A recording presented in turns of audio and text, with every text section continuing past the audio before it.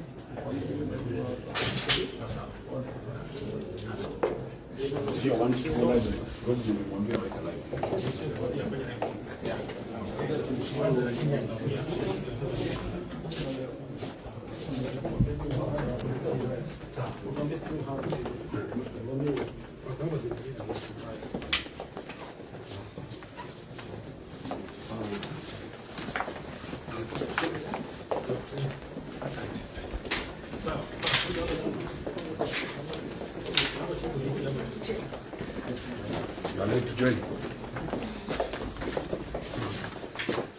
You're late.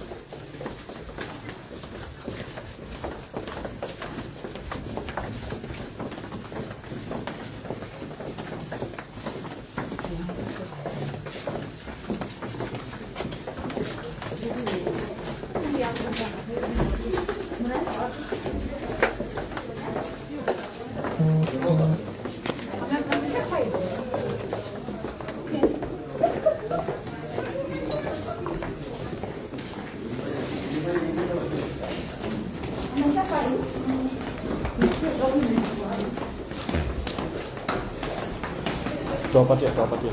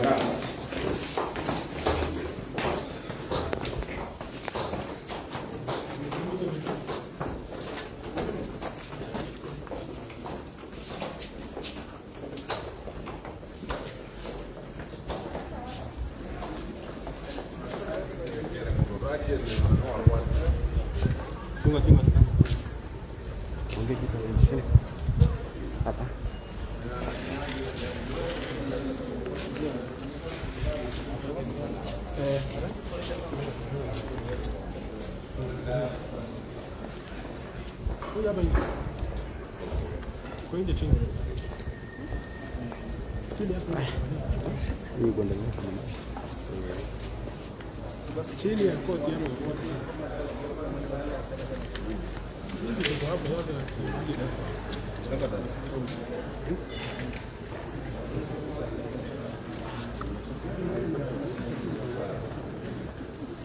What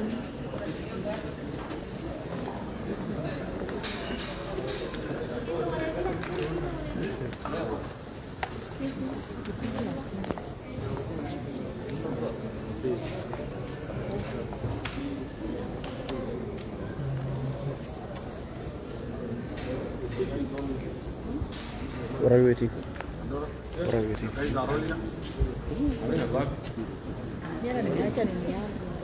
What are you waiting?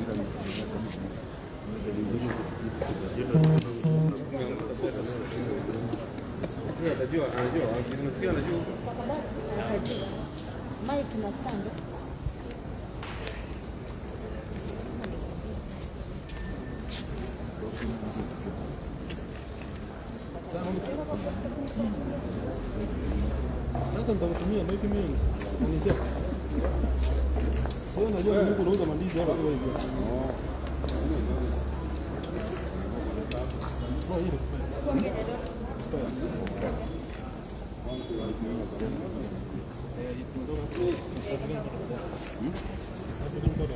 Come, citizen.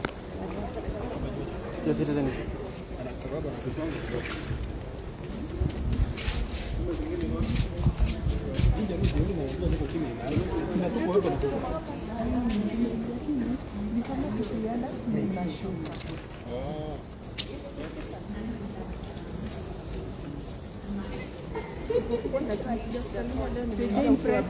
Oh, sorry.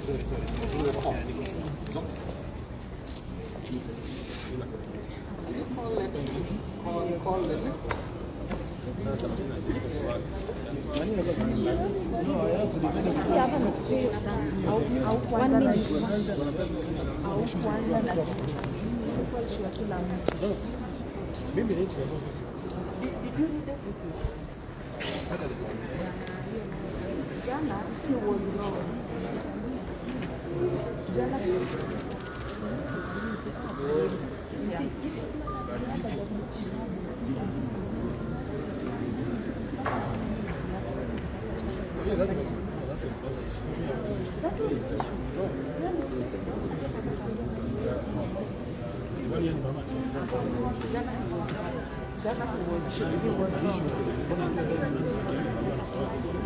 Because jana na mpika leo. Ni jana ya green.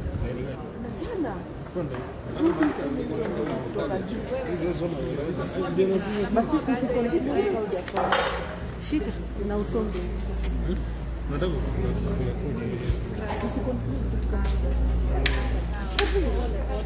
Mimi si unajua mimi nakuanga. Siwezi waunga mkono. I know you told because you but no, my issue was that was my issue. Not even about your citizen. okay, ingekuwa kitu peti.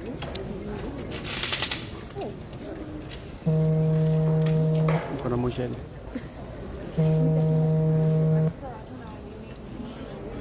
Msaidie na hiyo kamera kwa kipi. So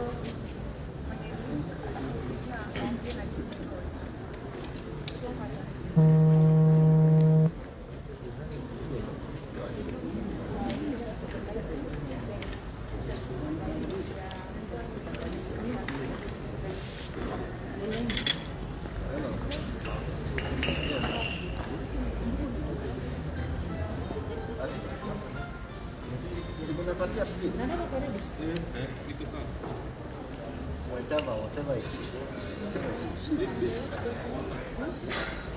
Bado hapana. Are we ready? we are ready. Capture mic.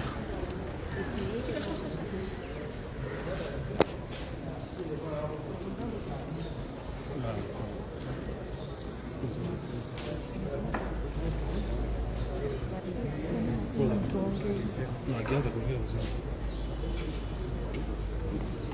Relax or do? Relax.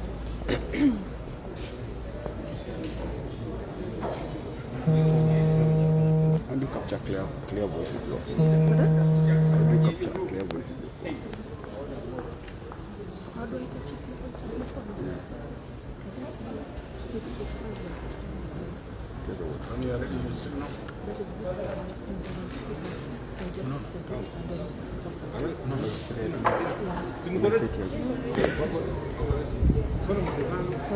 Ikianza kuongea Hapo utazuma.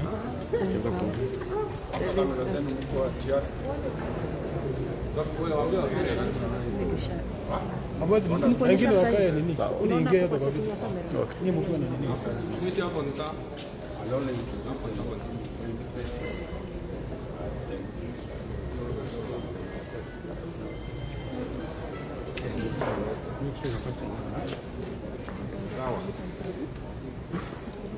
Okay.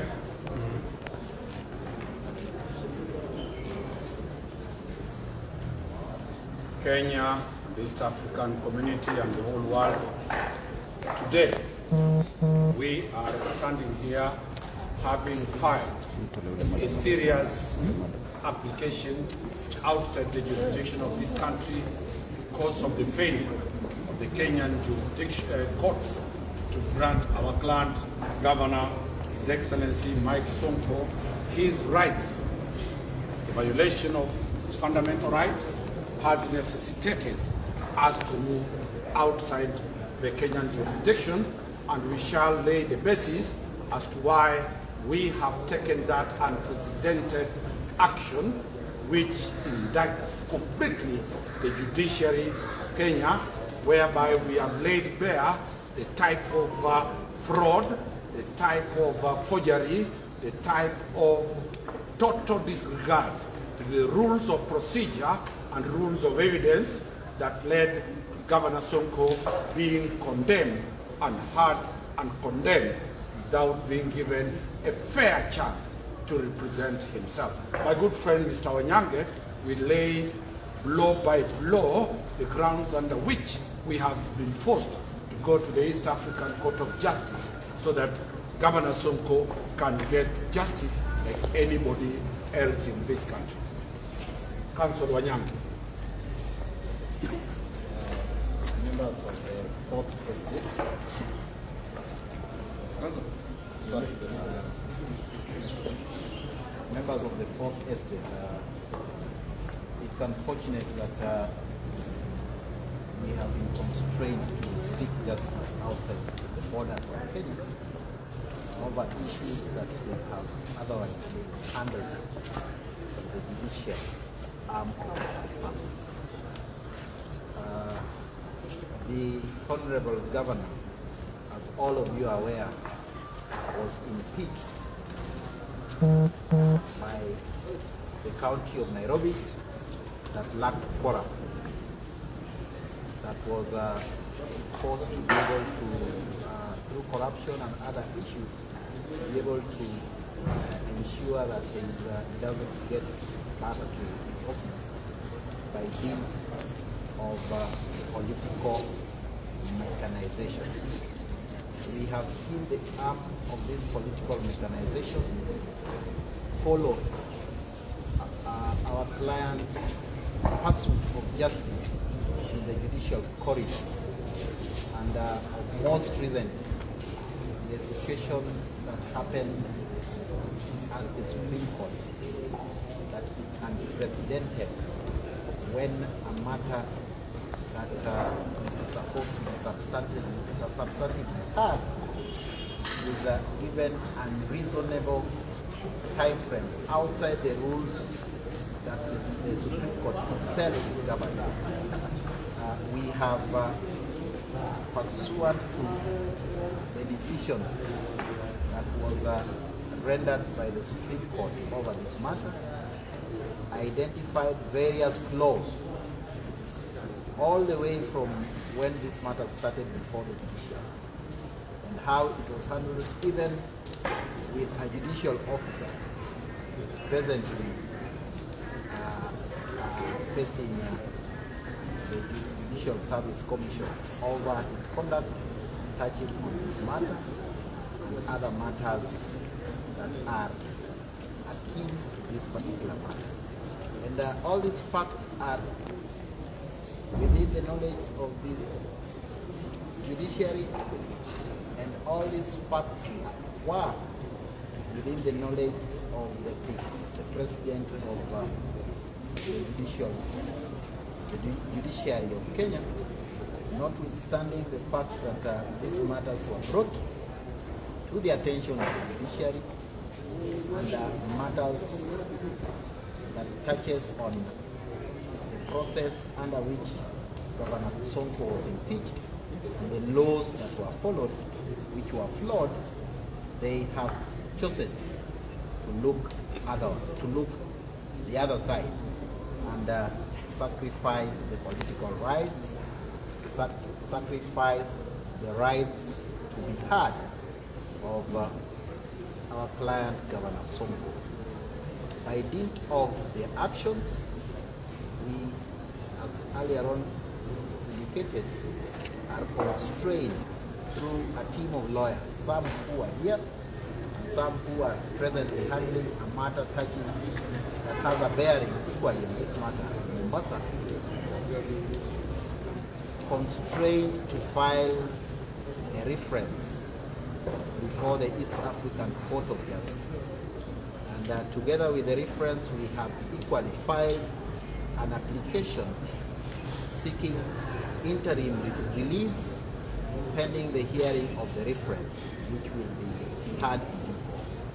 And members of the fourth estate will have an opportunity to look at the documents that have been filed. We are fortunate that the registry of the East African Court of Justice is evolved, and as such, these documents are now public documents that can be accessed by the members of the fourth estate as when they require. I cannot go through an entire document like this blow by blow, but you'll be able to pick whatever you need that is properly articulated in the document.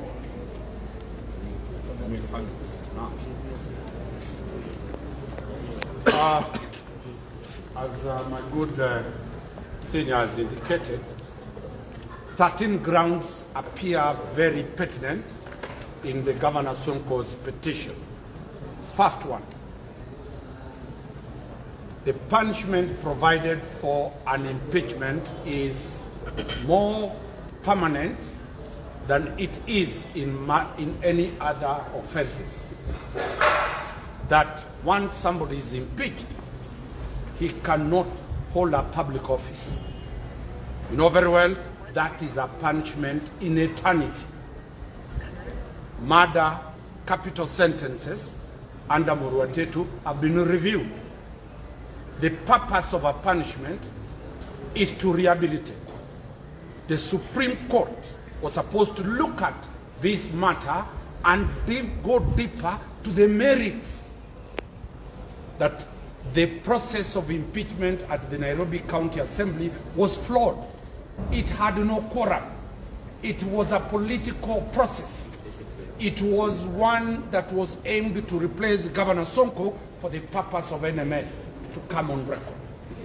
That was ignored by all the courts, and they insisted on checking that process, which they have sanitized, where every Kenyan knows that Governor Mike Sonko had the majority of the MCAs, yet the process was flawed. Nobody has raised that question. Number two, after the flawed process that removed Governor Mike Sonko, the same process at the Senate was completely flawed. Governor Sonko raised the question that he was never given a fair chance to defend himself at the Senate. That was ignored. Third, for the first entry into the judicial process, the court that dealt with this matter, one Justice Chitembwe, has been suspended. Reasons being that Governor Sonko raised a petition challenging the integrity of that judge. The same JSC suspended him, and he is facing a tribunal appointed by the president. That was laid bare before the Supreme Court, that under the law, under the Supreme Court decisions by themselves, they have said that if a judge who has had a matter is removed on the basis of abuse of office or integrity, that matter should be remanded back to that same court with a different judicial officer to determine that matter on merit. That ground was never considered. That is the third ground. On the fourth ground, Governor Sonko filed a petition that before the Chief Justice, and the Chief Justice herself appointed 3 judges to sit in Mombasa and hear the matter. On the same date that the matter was proceeding in Mombasa, the same date the Supreme Court was proceeding with the Governor Sonko's matter. The lawyers who then were on record with us wrote a letter to the Chief Justice and to the Supreme Court indicating that you know very well you have allocated us this matter to proceed in Mombasa. We cannot be available in Nairobi at the same time. Governor Sonko must be present in Mombasa. He can't be present in Nairobi. That was ignored. That is the fourth ground. The fifth ground is that when this matter was coming before the Chief Justice, the directions issued first were that the matter will proceed on a specified date, without due regard to taking directions. The procedure worldwide is that any civil matter, before it is allocated for hearing, there must be directions. Our colleague, Mr. Nyamu, wrote back to the registrar and to the Chief Justice that this matter is not right to be heard. The respondents have not filed their responses. How will a matter proceed and the respondents have not filed their responses?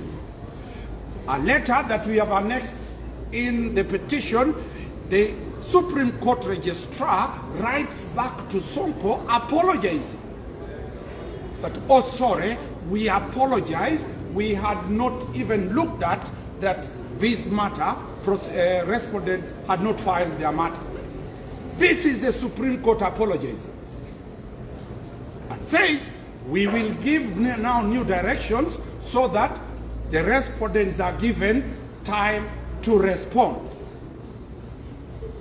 That's ground 5.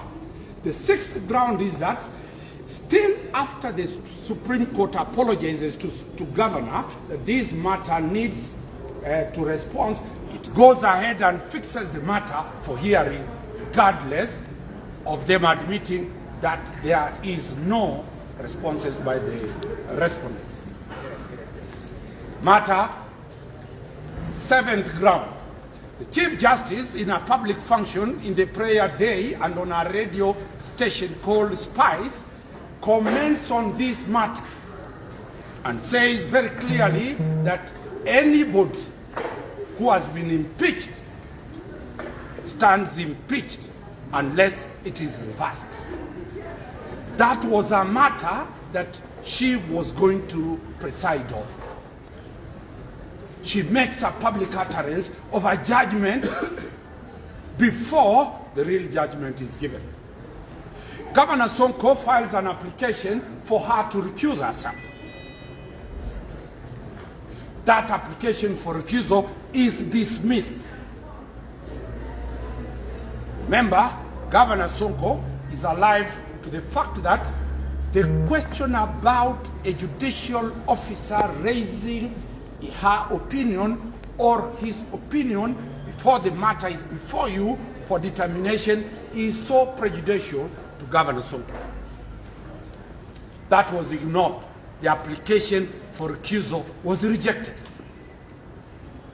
The directions, number 8, comes that a 5-bench judge, we have given you a copy of the order by the Supreme Court that the matter for Governor Sonko will be heard by 5 judges. Court order is there. Come the date for hearing, there are 7 judges. The orders saying that there will be 5 order judges was never revoked. Governor Sonko and his team raised that question before the court. How can you tell us it is 5 judges by court order, then again you are sitting 7 judges? A greatest violation of the fundamental human rights of Governor Sonko was occasioned by that sitting. So the question we are raising, what prompted a full 7-bench judge when directions are issued that there are 5 judges?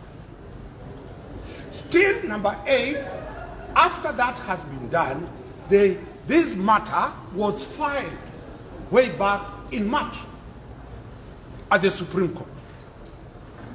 At the IBC tribunal, it was rumored that Governor Sonko did not file an appeal.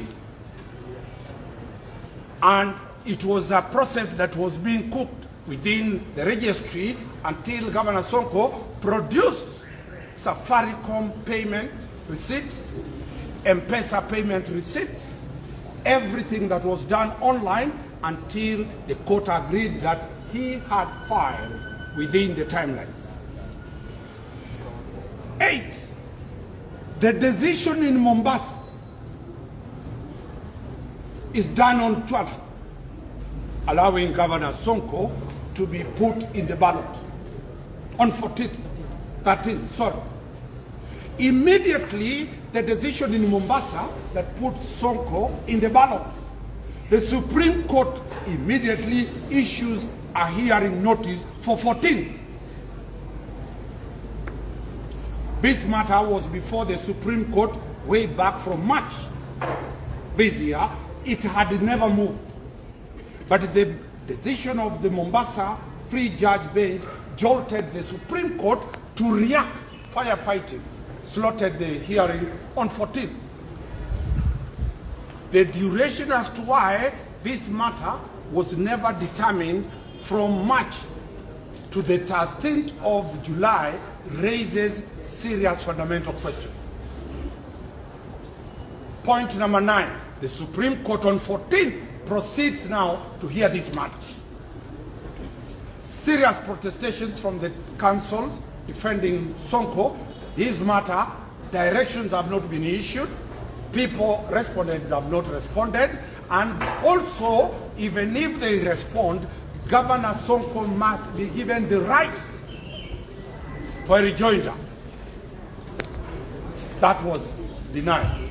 Governor Sonko's petition proceeds on 14th, and a judgment, a ruling is issued same day, next day. What was the urgency? What was the urgency in this matter? The urgency of this matter, our client instructs us to say, and we are without a blink of an eye, that the speed at which the Supreme Court decided this matter was purely for politics, to stop Governor Sonko from being the ballot. He reads malice, he reads political machinations, he reads a lot of forgery and a lot of issues within that decision. Point number 11. Based with these facts,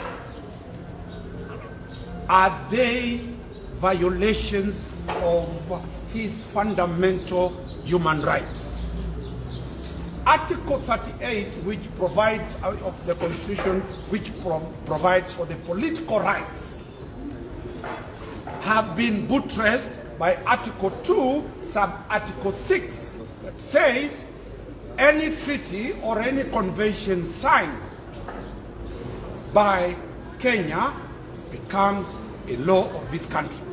Therefore, we have gone to seek justice in the East African Court of Justice, which, from President, Senior Counsel, Her Excellency Mother Karua, when aggrieved with the decision of the Supreme Court because of not being a fair hearing, went to the East African Court of Justice And the Supreme Court, by extension, the Kenyan government, was found to have flouted the fundamental human rights, Mother Karua. Therefore, we have a president, and that is why we are going to that direction.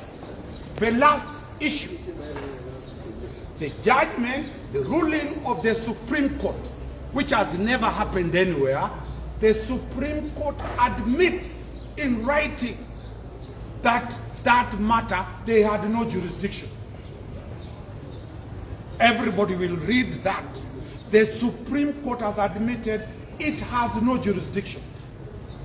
Yet it goes ahead to hear and issue draconian orders. Every law student knows very well, jurisdiction is what confers a court power to proceed. The question of jurisdiction is admitted. They don't have jurisdiction. Therefore, what is the basis of these other orders? Because they could have ended at that point. So Governor Sonko has gone to the East African Court of Justice to demand that a court without jurisdiction cannot issue orders at all. Appeal, a preliminary objection on jurisdiction compromises a matter. In total, you can't move a step. How did the Supreme Court move ahead to hear this matter? If there is anybody that has been his rights have been violated completely, is one Governor Sonko. Remember, the decision of the Supreme Court, if it is upheld, it is a permanent imprisonment for Sonko, that he can never hold any public office till he dies. Probably he can go to get another public office in heaven, but in this world, he can't. It is such a grave question. It is not a light matter that destroying one's career permanently. Governor Sonko does not know any other profession other than the profession of politics. So that is why we have decided that we will move to the East African Court of Justice. Still, there are more layers. The international arena has very many courts that will get reprieve, because this is about a career. And unless the Supreme Court is checked on this matter, we are not going to agree. Remember,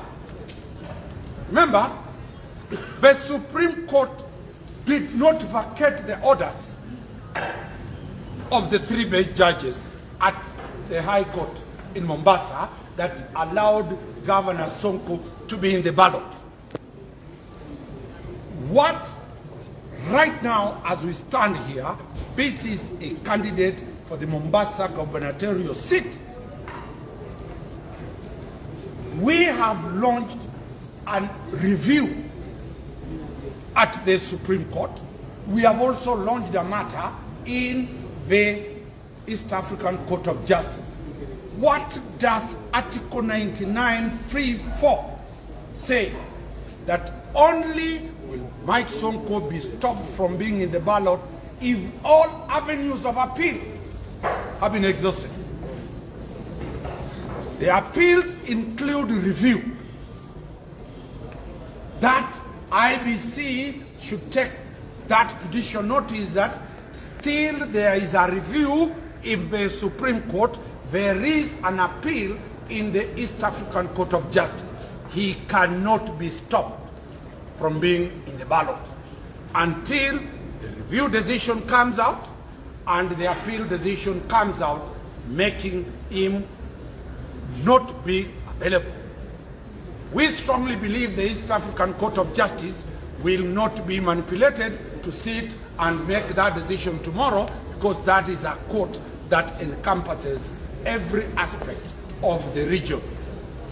Sonko, as he stands here, is leaving now to go and campaign, and he leaves his legal team to battle with the issues that we have raised. So remember, we have only highlighted 13 grounds The petition has more than 30 grounds on which he has put across that shows clearly that Sonko is being politically harassed.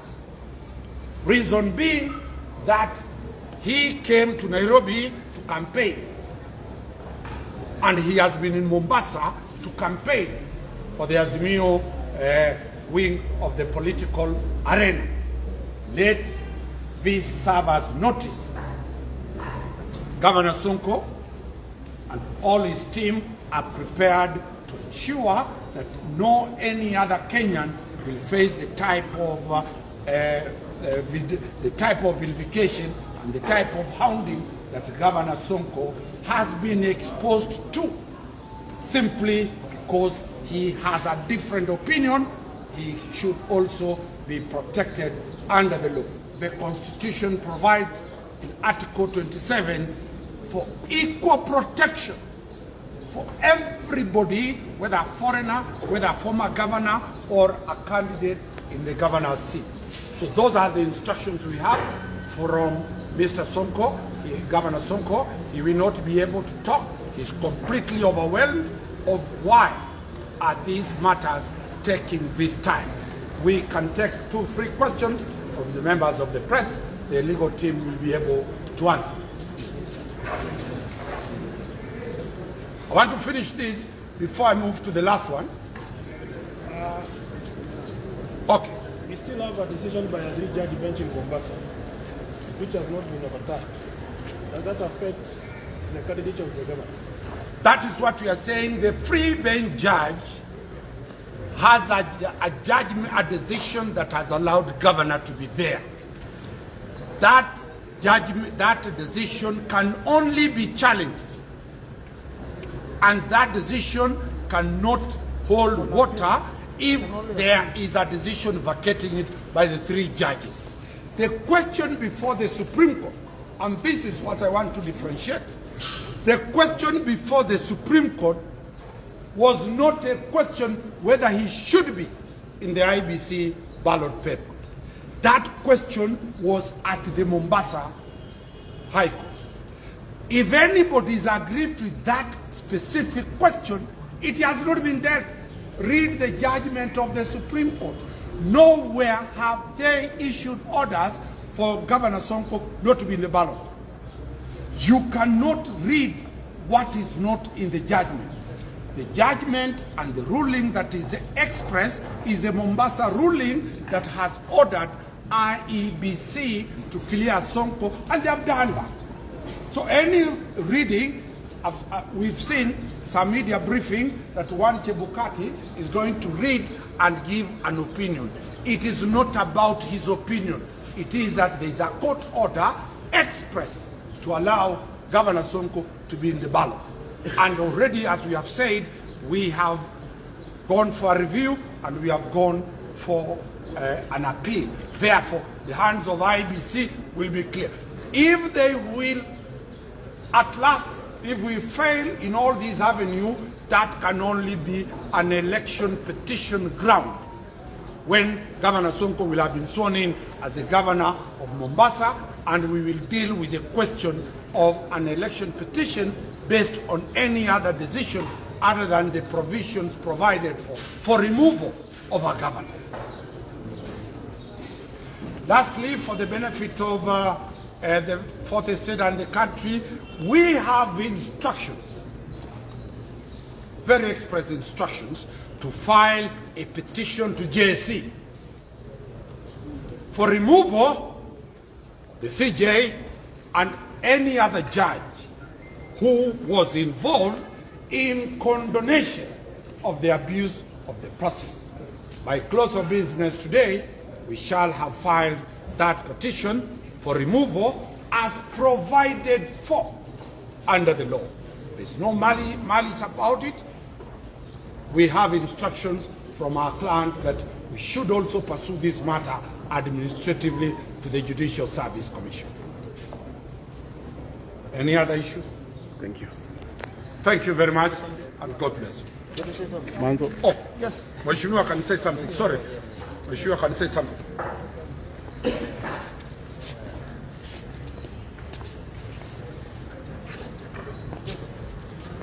behalf of Wiper Party, where Governor Sonko is a candidate, we are not pleased at all by what has happened in the court. We do not condemn the court decision, but we do not agree with it. We are pursuing review, and we support the cause in the South African Court of Justice. It is surprising that politics have interfered with this, and the truth of the matter is the processes were not complied with. And for that matter, a review should lie, the whole matter should be looked afresh, and then persons who have participated in the interference should be dealt with by the law. So as a party, we shall protect our candidate, Governor Sonko, to the end. I thank you. Lady Advocate, let us also hear the voice of the Lady Advocate.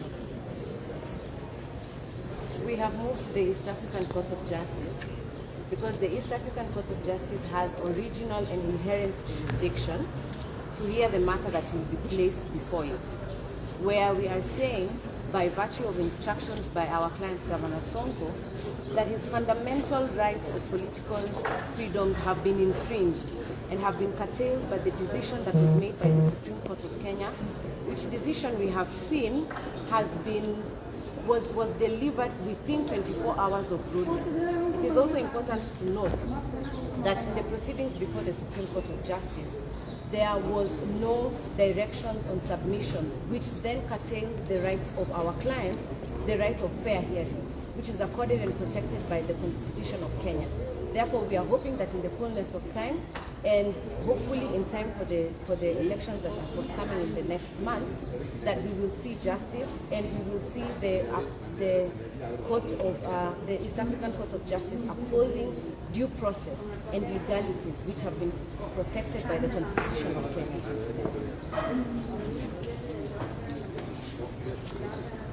Just to add on one of the ground that we have moved the court, we have challenged the conduct of judicial officers.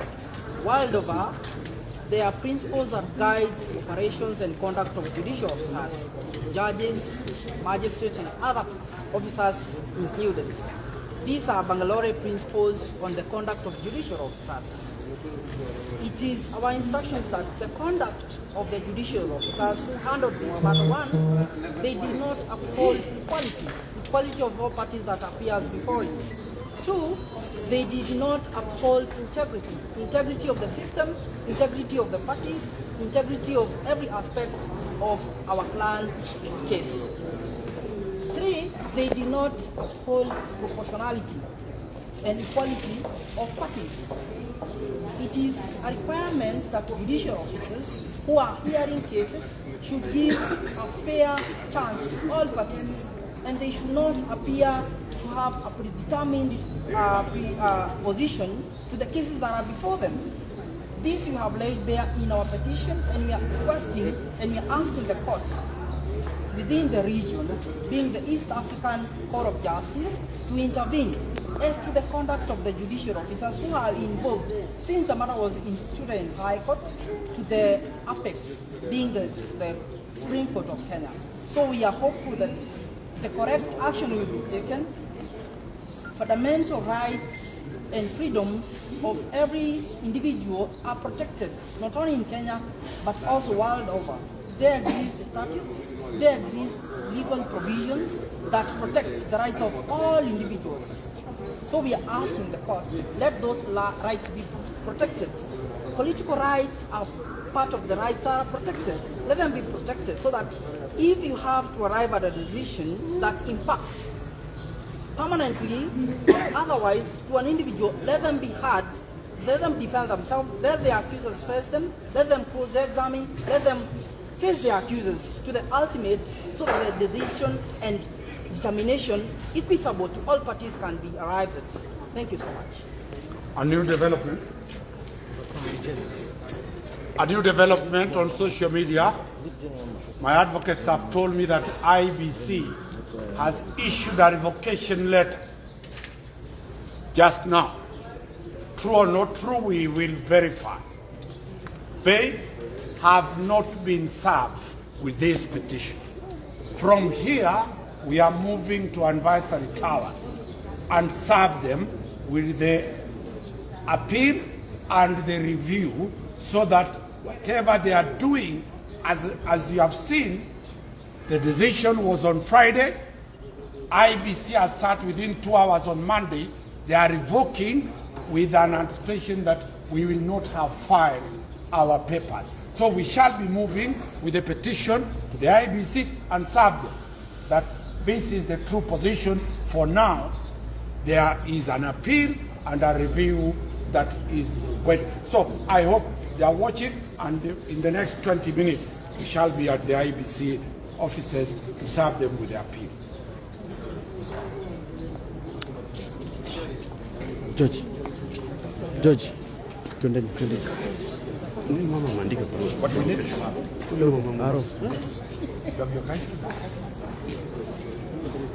Even the review.